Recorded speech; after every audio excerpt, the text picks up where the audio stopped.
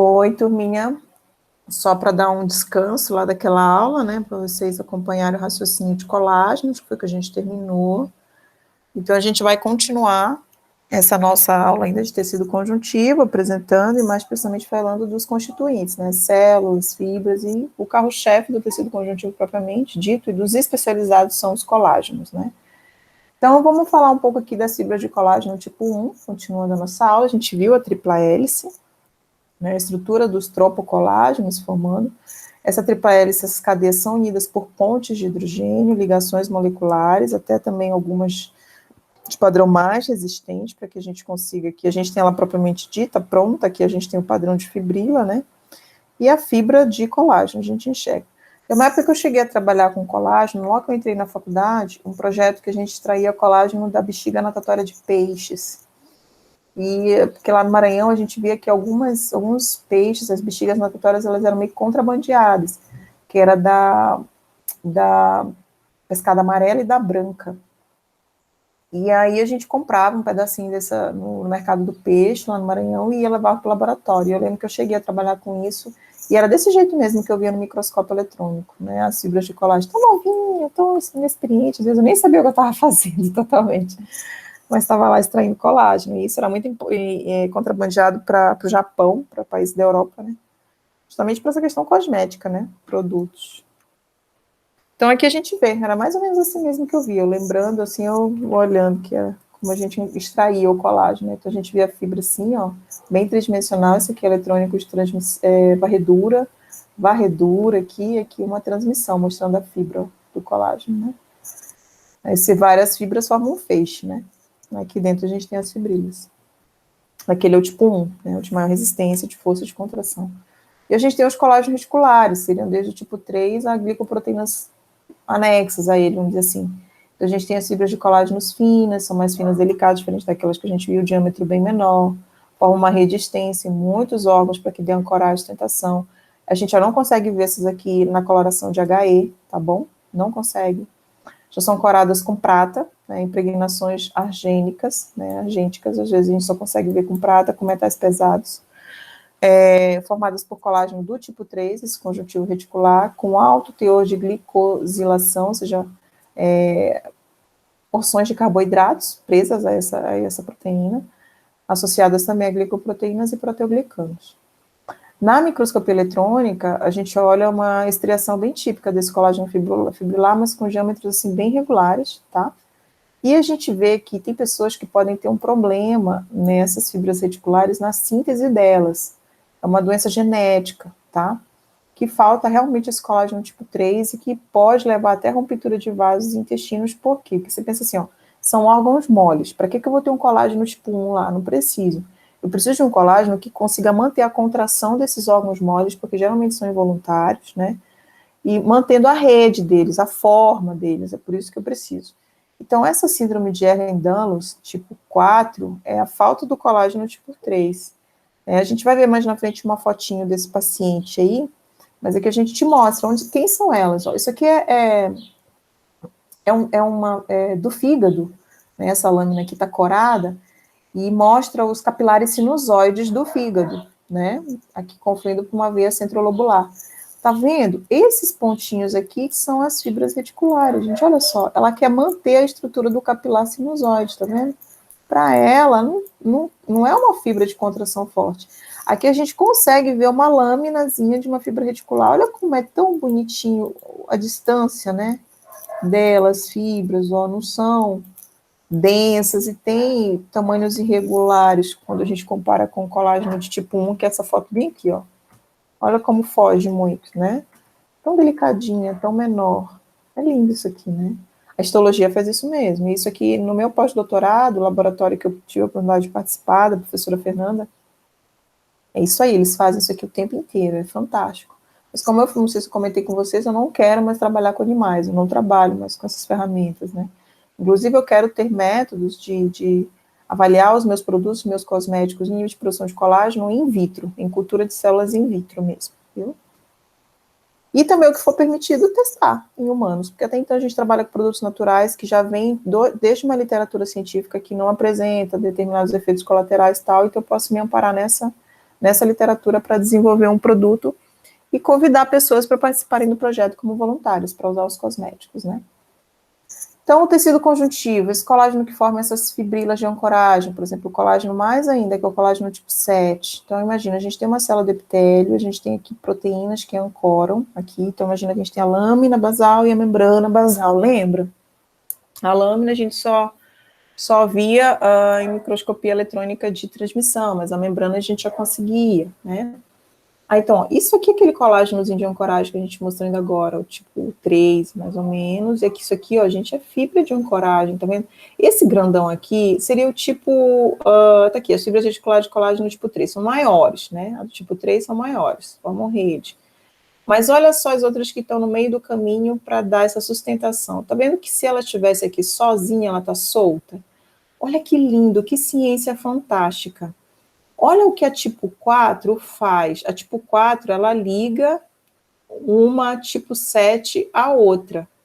Volta. Professora, volta que eu não acompanhei, você deve já ter visto. Daqui a colágeno tipo 3, ela forma um padrão de fibrila bem delicado, ela não chega a formar feixe, tá? Então ela chega só ao nível de fibrila, tá bom? São aqueles 3 tropocolágenos unidos. Ela sozinha não faz verão. Então, eu preciso ter colágenos que sustentem. Olha aqui o exemplo desse aqui sustentando ela, olha sustentando o outro. Então, quem são eles? Eu preciso do colágeno tipo 4 e eu preciso do colágeno tipo 7. Professora, vamos lá, vamos. Quem é o colágeno tipo 7, meu bem? São essas fibras aqui maiorzinhas, ó. Só que um 7, para se ligar no outro 7, ele precisa de quem? De um 4, bem aqui no meio, ó. Tá vendo? Como todos os colágenos. Então, assim, gente, quando você for trabalhar com estética, o povo lá tá usando direto aí Botox, tá usando isso aqui. Então, você tem que, por exemplo, buscar o mecanismo de ação do Botox. Que tipo de colágeno o Botox está estimulando na pele? Que tipo de colágeno a gente precisaria mais? Tem que ver, né? Se está estimulando o fibroblast a produzir todos, ótimo. Ele está produzindo, então, tanto colágeno 7, quanto colágeno 4 e colágeno tipo 3. Tá vendo que são esses 3 que fazem sustentação? Se eu perco, se eu tenho um crash, uma quebra de tudo isso, a pele aqui, ó, o epitélio não sustenta, ele cai. É aqui que a gente começa a ver as rugas, certo? Então, a menininha deve estar toda doida, né, com a estética aí. Ah, professora, quer falar com isso? Geralmente, fatores físicos, como microagulhamento, né, choquinhos elétricos, essas coisas todas, eles estão estimulando esse fibroblasto, porque o fibroblasto está aqui no meio, a produzir esses tipos mais de colágenos, né. Então, eu acho lindo isso, né. Então, colágeno 3, 4 e 7 conversam muito, tá bom? Lembra da síndrome de Ehlers-Danlos que eu falei? A pessoa ela tem um problema justamente no colágeno tipo 3, né? E aí ela tem uma extensão muito grande da pele e das junções. E esse é um quadro. A gente também tem uma outra que a gente chama de osteogênese imperfecta, que serão defeitos nos ossos, por conta também da questão do colágeno. A gente tem, por exemplo, algumas doenças associadas como o escorbuto, que essa é a mais clássica de todas, que é a ausência da vitamina C, mas se você repõe, você consegue reverter esse quadro. E algumas dessas outras aqui, essas duas primeiras já são mais genéticas, tá? Então, as doenças relacionadas aqui ao colágeno, a gente tem aqui essa falha da hidroxilação da lisina no colágeno tipo 4. Então, assim, calma aí, professor, já deve... Peraí, como assim, professor? Hidroxilação da lisina no colágeno tipo 4? Não importa o tipo de colágeno, se é 1, se é 2, se é 3, se é 4, se é 7, todos eles têm que ter hidroxilisina e hidroxiprolina, tá bom? Deu para entender? Se acalmou? Ou não foi motivo de nervosismo? Se não foi, ótimo. E aí, então, dependendo do tipo de colágeno, tem falha em qualquer uma dessas hidroxilações, a gente vai ter efeitos colaterais. Então, como esse colágeno bem aqui, ó, o 4, vamos voltar, perdão, aqui no caso, o padrão de 6 e 7, ele entra nesse grupo aqui, ó, ele faz ancoragens. Se eu não tenho isso, é sinal que essas fibras, elas distendem muito, tá? E ao distender muito, é aquilo que a gente vê na pele, ela não prende essa fibra aqui, ó. Seria esse mesmo grupo. Então, por exemplo, cadê o... Eu queria só voltar no outro slide aqui, que falava previamente dessa doença. Isso, a falta do tipo 4, na verdade, né? O nome da doença tipo 4, tem níveis dela, e a falta do colágeno tipo 3, que a gente só corrige bem aqui, que não é a falta do colágeno tipo, tá errado, bem aqui. É isso que eu quero que vocês corrijam, tá? É tipo 3, tá? Por isso que eu olhei e já vi que tinha uma coisa errada aqui. Então, promove a hiperextensibilidade da pele e junções, tá? Então, quando a gente vai para a derme, a gente divide essa derme em duas regiões, que é o que a gente chama de papilar e reticulada.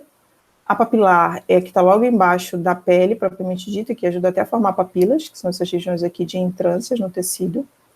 E a reticular seria a mais profunda, onde o tecido conjuntivo fica mais denso, vamos dizer assim, né? Então, o tecido conjuntivo frouxo, que forma essas papilas aqui, onde eu estou te marcando, ó, isso aqui é papila. Alças capilares, ou seja, de termorregulação de pressão e calor, e os corpúsculos de Meisen, lembra que é do tato, né? Aqui que está a porção nervosa, vamos dizer mais assim, tá? Seria essa aqui. E tudo que vem aqui já seria reticular, que é tecido conjuntivo denso não modelado, a gente tem colágenos tipo 3, lembra? Tipo 4, tipo 7, né? Tem tipo 1 também. É aqui que a gente vê as porções secretoras de glândulas sudoríparas, sebáceas e pelos, os corpúsculos de Poncin, que são mais profundos, que são de pressão e vibração, e os corpúsculos de Ruffini, que são de força, tá? Então, a gente tem comunicação nervosa nos dois, tá vendo? Então, o tecido conjuntivo é muito democrático, ele aceita diversas outras funções dentro dele, né? Quando a gente fala no tecido conjuntivo propriamente dito, no frouxo, a gente tem poucas fibras de colágeno, né? Ou seja, elas são mais delgadas, quando a gente fala no tipo 1, a gente tem muitas células, né? Pouco colágeno, assim, muitas células, muita. Esse tecido é muito vascularizado, a gente entende que ele precisa ser, para nutrir o tecido epitelial, ele é muito flexível, ele se adequa a novas formas, né? Você tanto vê, às vezes, quanto a formação dos calos nas peles, a cicatrização, né? O queloide, quando a gente vê, né, que é o excesso de colágeno ali que foi descontrolado, aquela cicatrização, tem pessoas que têm essa falha em produzir muito na cicatrização, e ele é pouco resistente ao estresse, né? Ou seja, ele lesiona fácil, né, o tecido conjuntivo frouxo. Não é suscetível a grandes tensões. E ele é o mais abundante, né, que o tecido conjuntivo denso, o frouxo, tá bom? Muito mais abundante, muito mais presente, preenchendo e formando o estroma de todos os órgãos aí do organismo, onde tem tecidos epiteliais e de mucosas, tá bom? Bom, ainda características dentro do propriamente dito, né, a gente tem dentro do propriamente dito o tecido conjuntivo denso, né, ali a gente falou do frouxo, tecido propriamente dito tipo frouxo, agora é o propriamente dito do tipo denso, tá? Então vamos lá, denso, aí a gente divide, ele pode ser modelado e não modelado. O denso já possui muito mais fibras que o frouxo, já tem menos células, tá? Já deu para entender bem legal. Lá o frouxo era muito mais flexível. Aqui não, ele já é menos flexível e mais resistente ao estresse, ou seja, tensão, força física. Lá o outro já era menos, né? Classificado pela orientação dos feixes. Lembra dos feixes? Tem um conjunto de fibras, né? Os feixes de fibras, tá aí, ó, de colágeno. Como essa orientação, professora? Eu já te desenhei lá no começo da aula. Quando ele é não modelado, as fibras não estão orientadas em um único sentido, tá? Eu já tinha te falado isso. Tem vários sentidos delas. Quando ele é modelado, elas já estão em um único sentido, um arranjo bem definido, segue um padrão, direita, esquerda, ou para cima e para baixo, tá?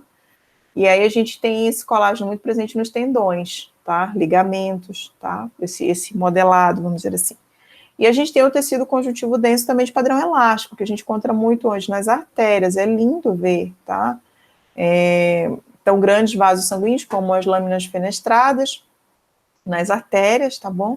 E ligamentos também da coluna e pescoço. Lembra que eu falei também, né? A coluna ela tem uma movimentação muito alta e é muito presente ali naquele ligamento, principalmente dos discos intervertebrais, né? Intercostais, tá bom? Devido à flexibilidade dessa porção. Aí a gente mostra um pouquinho aqui desse tecido conjuntivo propriamente dito, tá bom? Então aqui a gente tem rosinhas, fibras de colágeno, tá?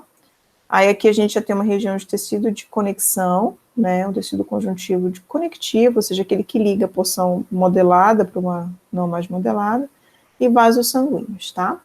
Então, fibras de colágeno estão bem orientadas aqui, ó, aqui é o osso, ó, isso aqui é o osso, isso aqui é colágeno, então isso aqui é um ligamento, tá vendo? Se eu tiver o músculo para um outro músculo, aí eu vou ter um tendão, né? Então, se eu tiver isso aqui ligando o músculo a outro músculo, eu tenho um tendão. Mas se eu tenho o músculo ligando o osso, aí eu vou ter o ligamento. Dói, né, o rompimento de um ligamento. Então, tecido conjuntivo denso de padrão modelado, tá? Tendinoso, forma os tendões. Nesse tecido, os feixes de fibras estão muito organizadas, bem paralelas, dando uma enorme resistência e pouca elasticidade. Característica por ser resistente a trações exercidas numa só direção. Forma os tendões que unem os músculos. Também aqui, gente, eu sempre confundo, né? Me perdoe, mas acho que é isso, une músculos aos ossos, ligamentos que são feixes de fibras contendo elástico que conectam o osso ao outro. Perdão, gente, eu corrijo isso mesmo, isso é questão de anatomia, tá? Às vezes eu sempre me confundo, desculpem, mas é bom que a gente reconhece na hora. Então, vocês já deviam estar se coçando aí, que vocês são da área da enfermagem, né, estudam muito anatomia. Então, o ligamento, na verdade, une o osso ao osso, né? Me desculpem. E o tendão é que une o músculo ao osso, eu só fiz essa troquinha, né? Então, por isso que é o tendão mesmo, músculo tendinoso, porque ele está unindo o músculo ao osso, tá? É o tendão. Agora, o ligamento une osso a osso. Eu não tenho vergonha de corrigir meu erro, tá bom? Me perdoe, que às vezes a gente confunde, a gente não trabalha com isso todo dia, né? Mas é importante, tá? Então, ligamento osso-osso, eu corrigindo aqui, e tendão, músculo-osso, tá bom? Então, aqui o tecido conjuntivo denso, bem modelado, pode ser um tendão ou um ligamento, tanto faz, tá? E a gente encontra fibrócitos, viu, neles, tá, gente? Tanto fibroblasto quanto fibrócito. Então, aqui significa dizer que ele está em alta atividade, produzindo mais colágeno, mais fibras de colágeno, e aqui ele está em estado sem tanta atividade, tá bom? O não modelado também tem o seu padrão de estão dispostos a ser uma organização direcionada, aparentemente desordenados. O tecido denominado conjuntivo denso não modelado, que é o caso das figuras que a gente vai ver mais na frente, é um tecido muito encontrado no organismo, devido à orientação diversa de suas fibras, que permite então se adequar, né, a vários órgãos, em muitos locais sujeitos a pressões, como palma da mão, planta dos pés, cotovelos, né, joelho, né, originárias que podem ser em várias direções, tá? Então seria esse mocinho aqui, ó, o denso não modelado. Você vê que ela tem uma característica densa, mas elas estão seguindo várias direções, tá? Bem diferente do denso modelado, né? Então, aqui a gente tem fibroblasto, aqui a gente tem o fibrócito, tá bom? E fibras de colágeno, tá? Então, o tecido conjuntivo de padrão elástico, agora, é formado por fibras elásticas grossas, por fibras de colágeno mais finas, porque tem sempre colágeno no meio, e também por fibroblastos. É um tecido pouco frequente, sendo encontrado apenas em grandes artérias, alguns ligamentos da coluna vertebral, aquele que é o osso-osso, né, que precisa de uma boa mobilidade, e no ligamento suspensor do pênis, tá? Elas são lindas de ver, essa aqui é uma fibra elástica corada por HE, tá? Então, vê que a gente tem fibras de colágeno bem aqui, fora, e todos esses parâmetros que eu desenhei são elásticos, tá? E o colágeno tá bem aqui fora, ó, bem aqui, tá bom? Bem lindo de se ver, tá? Aqui é a mesma microscopia por HE, só que a luz do microscópio fez a gente olhar desse jeito. E ver que elas ficam no sentido paralelo, parece uns fios de cabelo ondulado, né? As elásticas, tá bom? Essa aqui é uma microscopia já da nossa artéria, tá? Esse é um corte transversal da artéria, onde a gente divide a artéria em regiões, que é a próxima aula que eu vou gravar, tipo uma aula meio que prática, num site aqui que me apresentaram para vocês, eu vou manipular um pouco ele antes, se eu conseguir. Então, aqui a gente tem uma túnica, a gente chama isso de túnicas, tá? Essas regiões. Isso aqui para uma artéria, então você já pode até ir anotando aí algumas características, como a gente estuda um órgão, né? Então, primeiro a gente tem que saber qual é o órgão, tá? Aí a gente define o corte desse órgão. Então, por exemplo, a artéria é um tubo. Então, da maneira como ela está apresentada aqui para a gente, esse corte está transversal, tá? Eu acho que eu já expliquei isso numa aula. Então, imagina que eu tenho um tubo aqui. Se eu tenho o tubo assim, eu estou olhando ele assim, ele é longitudinal. Se eu corto ele, viro ele para mim, isso aqui é transverso. Transverso, longitudinal. Então, esse corte aqui seria transverso. É uma artéria, o órgão, tá bom? Agora, vamos ver que tipo de tecidos tem nesse órgão. Vamos lá. Na verdade, a gente pode dar também a divisão anatômica dele. Então, ele é dividido em túnica adventícia, túnica média e túnica íntima. A adventícia é a mais externa, túnica média, o próprio nome já fala, média e íntima é a porção interna. A túnica adventícia é formada por tecido conjuntivo frouxo, viu? A túnica média já é formada por tecido conjuntivo elástico. E a túnica íntima é formada por tecido epitelial. Tá vendo como a gente já começa falando de histologia? Então, esse aqui é tecido conjuntivo propriamente dito frouxo. Tu lembra da classificação do epitélio lá que a gente deu um pouco? Aqui é tecido conjuntivo propriamente dito elástico. E aqui a gente já tem tecido epitelial, se eu for classificar, tecido epitelial do tipo simples, pavimentoso, que é o endotélio, tá? Então, aí isso aí é mais ou menos como eu pedia nas provas para os alunos. Eles sentavam em microscópios, quando a gente fazia as provas, e eu deixava um tempo para que o aluno visse que lâmina, que órgão era aquele, e me desse todas as características daquele órgão. Acho que eu deixava por uns 10 minutos para o aluno me responder. Aí, tá aqui as fibras, o aumento delas para vocês, tá? E aí a gente entra naquele tecido conjuntivo embrionário, lembra que eu comentei com você, que é muito específico, é o mucoso, é o mesenquimal, então ele é muito encontrado no cordão umbilical, que é chamado de geleia de Hutton, a matriz gelatinosa com predomínio de sistema fagocíticos, né, com poucas fibras de colágeno e fibroblastos com forma estrelada. E aí também a gente tem o tecido mesenquimal, que é muito presente também no embrião, matriz gelatinosa amorfa, contendo poucas fibras e células mesenquimais com forma estrelada. E aí mitoses são frequentes. Esse aqui a gente só acha em uma lâmina, gente, que é a lâmina do cordão umbilical. Todas essas características vocês acham em lâmina do cordão umbilical, tá? Então, a gente tem aqui o cordão, tá? Um corte transverso, aqui é o lumen do cordão umbilical. Aqui a gente tem o tecido conectivo mucoso, né, que é aquele padrão que a gente viu aqui, ó, matriz gelatinosa, fibras colágenas e fibroblastos de forma estreladas, tá? Aqui a gente tem as células estreladas, ó, que são as células mesenquimais, tá? E aqui as fibras de colágeno, tá bom? A gente só encontra mais presente mesmo no tecido umbilical. Aqui é uma outra forma de observar também, então aqui os fibroblastos, né? E parece uma geleiazinha, né? Bem amorfa, bem sem forma definida. Aí um outro tipo de tecido conjuntivo que a gente apresenta são os linfóides também, tá? Então todos esses pontinhos pretos que você está olhando aqui, quem são eles? São os linfócitos, tá bom? Aqui a gente tem tecido conjuntivo frouxo, ó, tá? Propriamente dito. Isso aqui é uma região de proliferação de linfócitos. Então, o órgão linfóide, quando a gente pega um linfonodo, ele é preenchido por tecido conjuntivo, tá? Frouxo. Onde a gente tem a área de germinação de linfócitos, tá bom? Isso aqui é a gente olhando mais ou menos um linfonodo, ou precisamente também uma região de alguma vilosidade intestinal, em que a gente consegue ver esses centros germinativos, ó, estão vendo? Isso aqui é a área de germinação de linfócitos, viu, turminha? Por isso que é um tecido conjuntivo linfóide, que ele preenche e tem uma função muito importante, tá? De germinação, proliferação de células. Esse pedacinho ficou menor da aula, mas eu preferi fazer assim porque você dava uma descansada. O conteúdo, ele pode ser extenso, trabalhoso, pode ser uma pedra, tá? Mas sozinho ninguém carrega essa pedra. Por isso que a gente tem que trabalhar em equipe, tá bom? E aí fica mais leve, cada um faz a sua parte, tá bom? E por mais difícil que seja, confie, né? Pois Deus nunca nos abandona, tá bom? Eu espero que a aula tenha sido proveitosa, essa primeira apresentação com vocês. E aí a gente vai, então, se falando, e vou continuar a gravar os outros tecidos conjuntivos, no caso, tecido cartilaginoso, tecido ósseo, tá? Mais especificamente, assim, para a gente concluir, aí para a gente ir para tecido nervoso, tá bom? Fiquem com Deus e até a próxima.